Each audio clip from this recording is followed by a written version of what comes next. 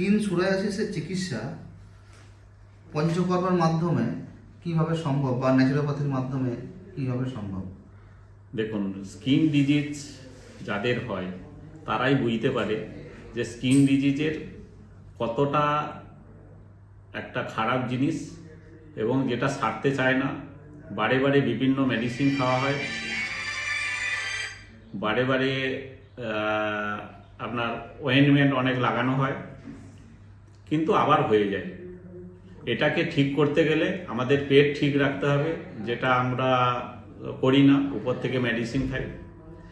আর যেটা সোরিয়াসিস বললেন, এর ভালো হয়ে যাবে এমন কোনো মেডিসিন, মানে কিওর হয়ে যাবে এমন কোনো মেডিসিন এখনো পর্যন্ত আসেনি, যার জন্য মানুষ বছরের পর বছর এই ডাক্তার ওই ডাক্তার করতেই থাকে, মেডিসিন খায়, অয়েনমেন্ট লাগায়।